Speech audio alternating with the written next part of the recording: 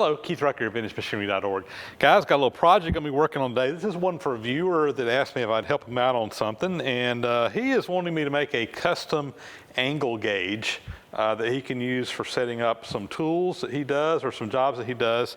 And specifically, he is wanting me to make a gauge. He sent me along some tool steel to work with here, and he's wanting to make a gauge that is 3 inches long, 1 inch high, and it has a taper that is for a standard pipe taper, which is 1 inch per 16 inches or 3/4 of an inch per foot. And anyway, he sent along some material. I'll show you the diagram of what we want to make, and let's get you zoomed in here and show you, and we'll get started on getting this knocked out. It's going to require some milling, going to require roughing the part out on the mill machine. Then we're going to have to do a heat treat, harden it, temper it, and then take it to the grinder and do the final grinding on it. So this will be a nice little tool making job. All right, guys, here's a little diagram. So again, 1 inch by 3 inches, and I've got these roughly drawn on here. He sent a piece that was right at a foot long, and with my saw cuts and grinding, we're going to be able to have enough material to make 3. This one here will be just a little bit on the short side. I may go ahead and grind it at the angle. It'll be a little bit shorter than the other one since I have the material, might as well. But you can see kind of how he's got it all laid out here. So step 1 is we need to take this over and saw those blanks out of it and get ready to go to the mill machine to remove some material before we harden them. So anyway, let's get over there and do that. I'm not sure what grade of tool steel this is. I'll have to look and see if he included that in his notes or not, but I did hit it with a file. It is in its soft state. It's annealed state right now, it appears to be. So I'm just going to try to bandsaw this, and hopefully we're going to do this without stripping all the teeth off. So let's see what happens. I got a line on this side, you guys can't see it.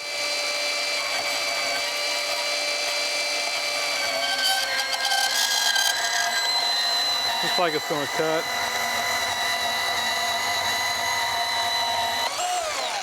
Okay, let me get the other ones cut off. I'm just going to do 2 pieces, I've decided, and I'm set up over here on the mill machine. First thing I want to do is kind of square these ends up, so we'll just come in here until we touch off. I just want to just skim this side of the piece. All right, we're touched right there.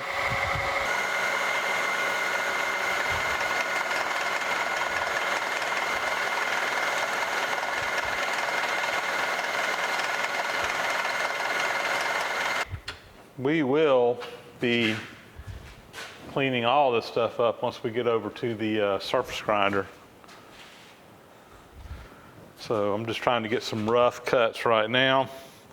Let's see here. I've flipped the parts over. I've got them flush on the back here. They're about 40 thousandths over 3 inches, so I'm going to take it probably about 30 thou, maybe 25. Leave a little bit of material there to grind off later. So after we go through the heat treat and everything, so let's come in here and touch off on this side.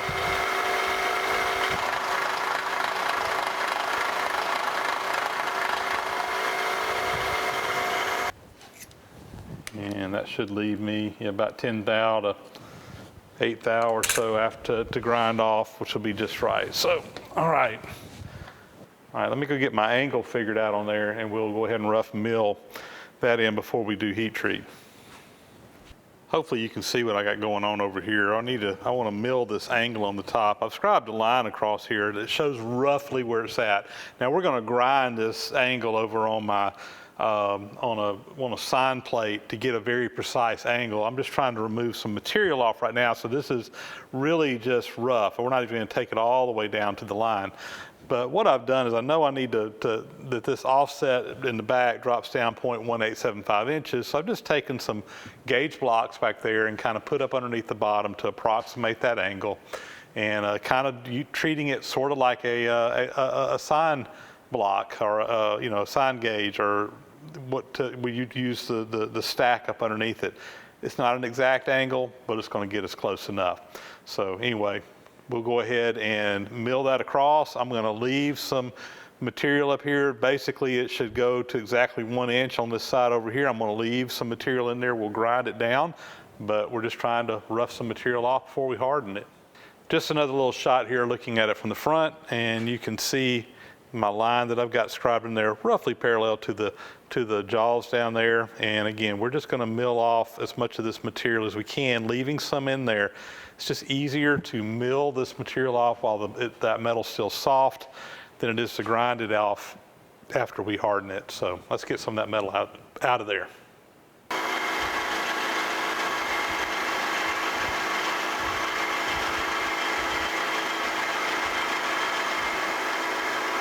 So we're about ready now to go ahead and start our heat treat on these pieces. But before I do, what I'm going to do is we're going to put this in some wrap. This is some stainless steel wrap. It looks like aluminum foil. It's about 2/1000 thick, but this is not aluminum foil. This is actually a stainless steel wrap made specifically for heat treating. It can withstand the heat. The idea here is that we seal this up, and it basically keeps any oxygen away from the parts, and that cuts down on the oxidation that happens during the heat treat process, and your parts just come out cleaner. So I'm going to basically just take this and kind of fold it over halfway. We're going to put our parts in here. I tell you what, we'll do it this way, like such. Let me grab something here. So a little trick that some guys have told me about is take a little piece of paper and put in here, and what that will do is that will actually burn away any oxygen that's left inside of this and seal it up, so it'll basically consume it, because you really can't get 100% of it out of here. So I got a little roller here. I'm just going to run that down there, make a nice tight seal. And then we're going to take this and fold it over.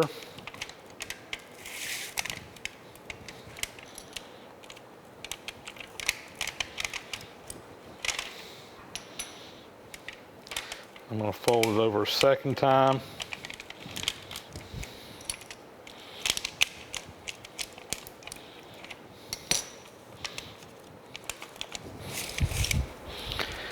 Fold up the ends here.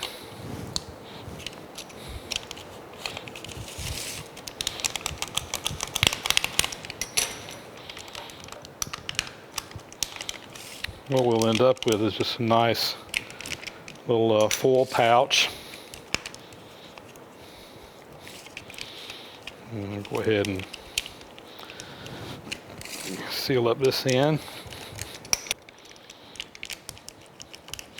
All right, so that should be sealed up in there. And yes, there is some air in there, but like I said, that piece of paper should consume any of that.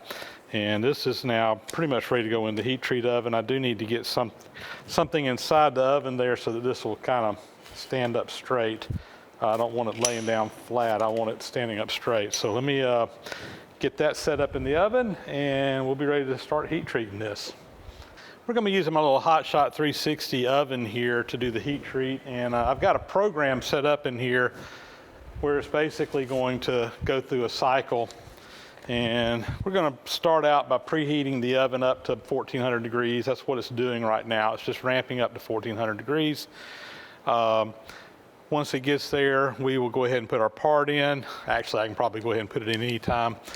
And then we're going to let it ramp up to 1800 degrees over a period of about an hour, and then we'll let it soak for about 30-45 minutes. Once that's done, we'll pull the part out. We're just going to do an air quench. And when I say air quench, we're basically just going to leave it on a fire brick and let it cool down in the air. And once it's cooled down to where you can touch it, we will do a temper process, which will be heated up to 1000 degrees, let it soak for about an hour, hour and a half, and then just let the oven ramp down slowly. That's the game plan. Let's go ahead, let me get some pliers and we will go ahead and put those in there. I'm going to open that up. I got a little block in there to for that to kind of sit up against. And we'll let her cook. I'll bring you back when we take her out. We're to the point now we're ready to pull this on out of the oven. I'll let it basically ramp up to 1800 degrees, and then we've let it be soaking there now for probably about an hour. I'm going to turn my heat enable button off, which just turns the coils off in there.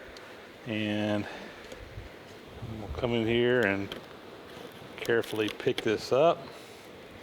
We're going to bring it over here, and we're just going to let this air quench. Go ahead and shut this off. And when I say air quench, we're going to just let it sit here in still air and let it cool down nice and slow. That is the protocol for A2. Some people will use a forced air, like an air hose to quench it. But according to what I've read, I'm just going to do we're just going to let it cool down in still air. So we're going to let it get down to about the temperature that I can touch, and then we'll come back and we will anneal it, or temper it, I guess would be the right term, to get it to the proper hardness. Right now it's going to be too hard and too brittle. We got to actually make it a little bit softer and then bring it back to a hardness that we want. So let's let it cool off. So this is cooled down to the point that I can pick it up and hold it with my hand. It's still warm to the touch, but it's not hot. And right now what we want to do is go ahead and temper this. Now, right now this thing is just super, super hard. It's brittle. It's so hard. And what we want to do is we want to temper it down where it's not quite as hard as it is now, but still hard but tough at the same time. I've got my oven set to 1,000 degrees. What we want to do is put it in here and let it soak for about an hour and a half, and then just let the oven ramp down nice and slow. So we'll go ahead and open this up.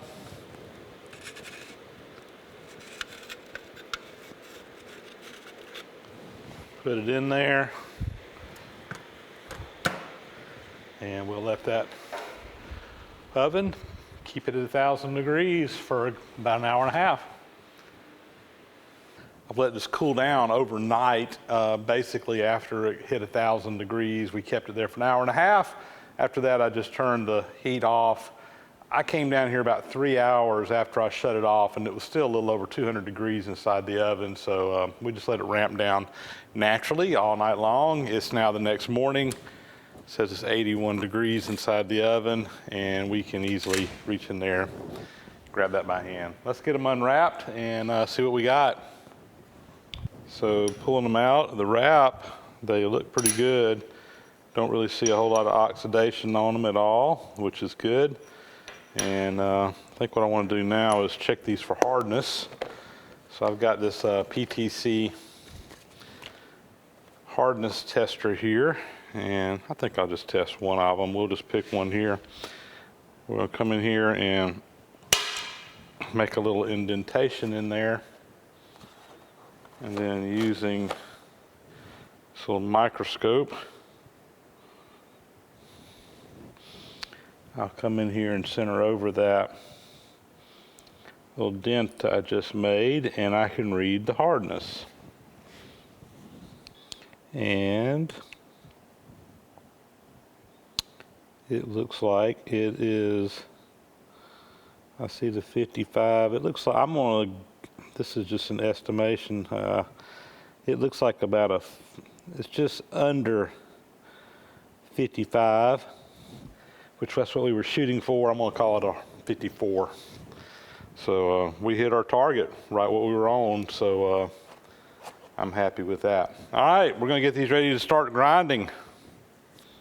We were set up over here on the surface grinder. I've got a wheel in here that's suitable for this tool steel that we'll be grinding.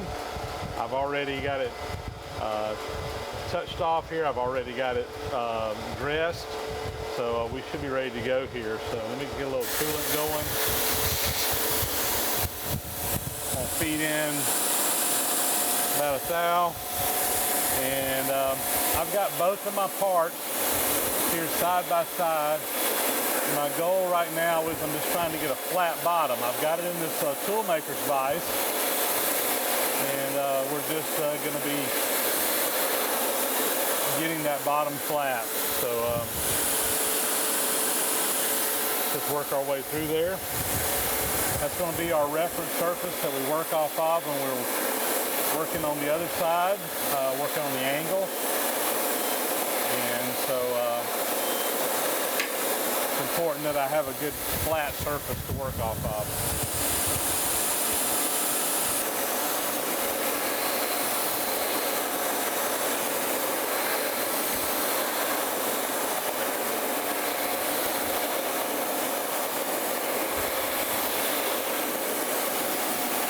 I'm happy with that. So now I want to work on getting this edge square to the bottom.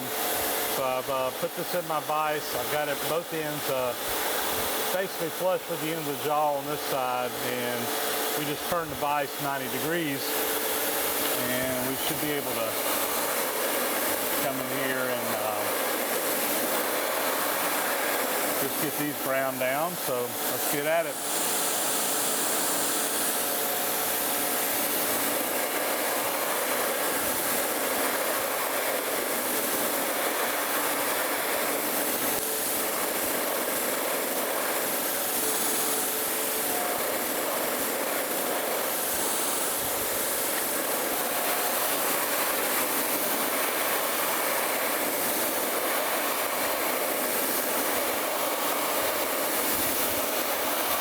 I'm happy with that. All right, let's get set up for the other angle, or the other end. All right, we got them flipped over now. I got my vise flipped over as well, and we're ready to go ahead and get this side knocked out.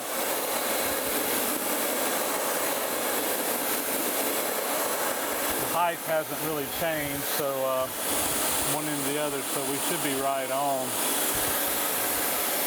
Let's see, and I just want to basically get these to clean up.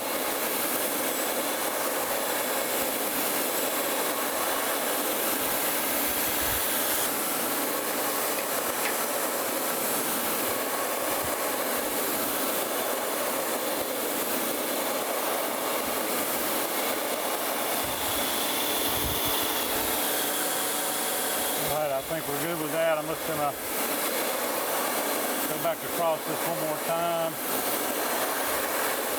About sparked out here.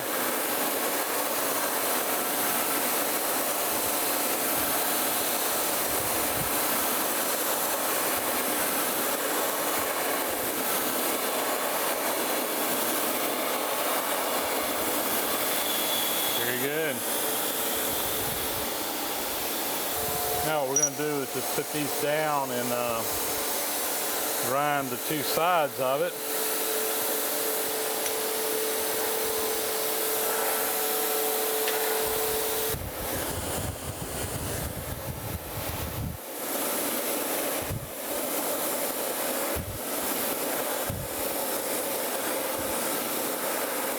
That'll give me a place to start.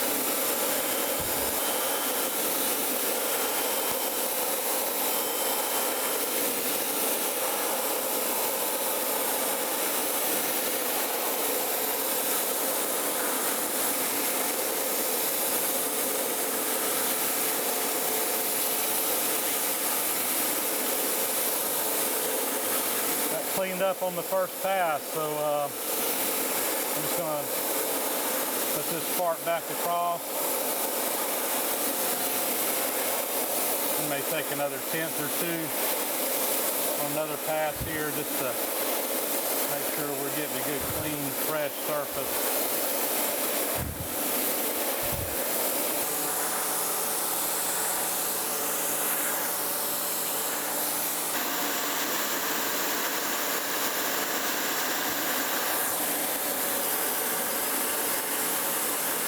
Redress our wheel again.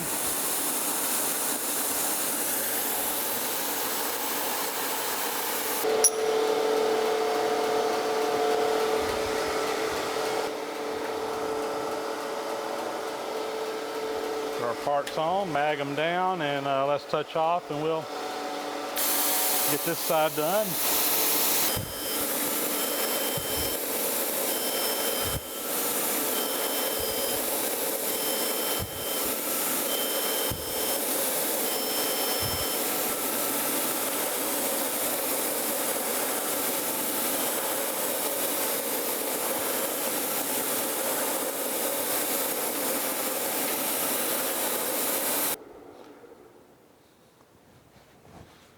And just like that, we've got all of our sides but the angle side ground. So we need to set up now to do our taper.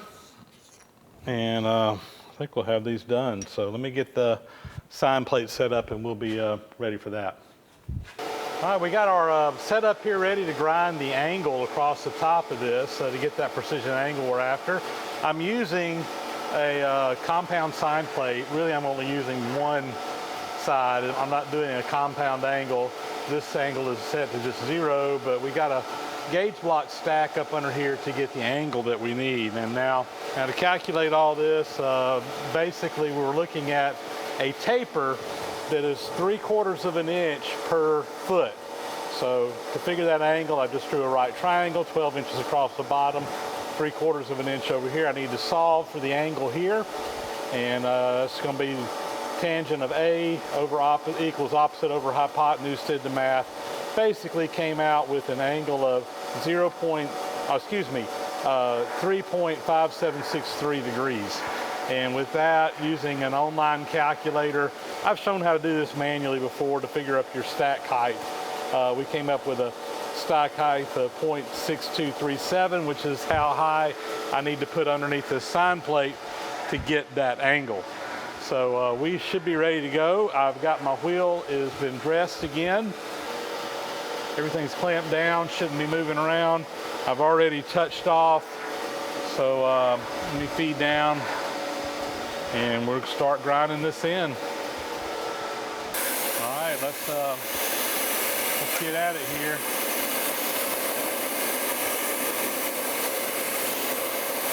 The angle that I milled on there was just a rough angle, and I left plenty of material to take off, so it's going to take me a little while. Basically, I just want to get it where it grinds all the way up to this edge on both pieces. So let's go at it here.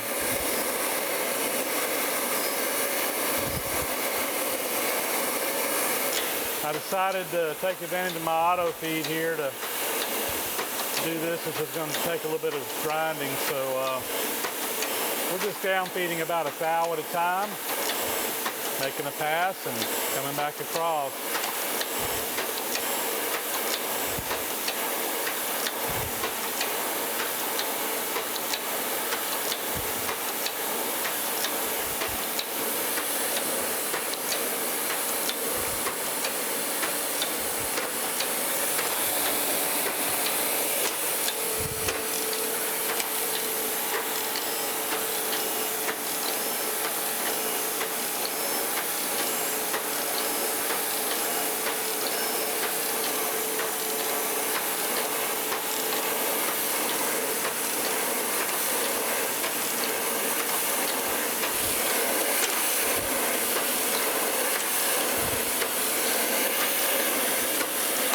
That should be it.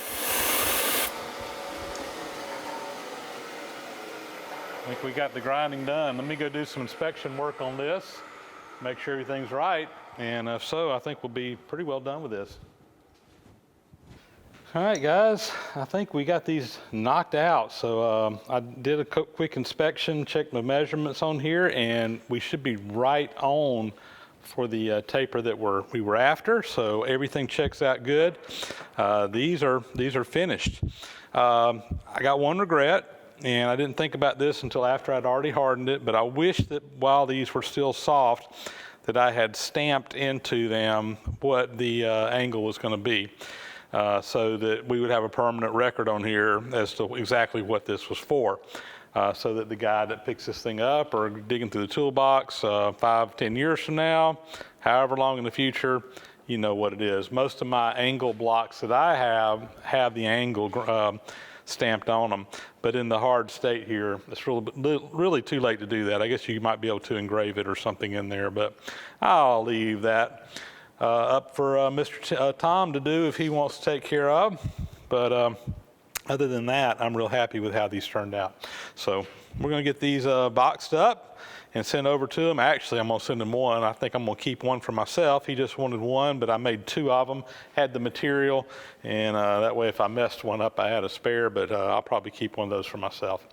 So anyway, turned out good. All right, so that's going to be a wrap.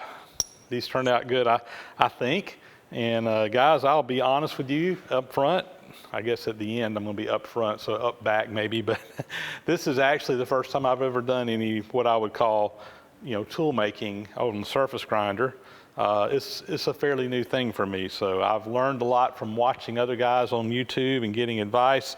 In fact, Steve Barton over at Solid Rock Machine Shop, he provided some input for me on this project via email, and I actually talked with him a little bit about it at the Summer Bash as well, and I appreciate his input. And I'm sure many of you guys that are experts in this field will probably give me some tips.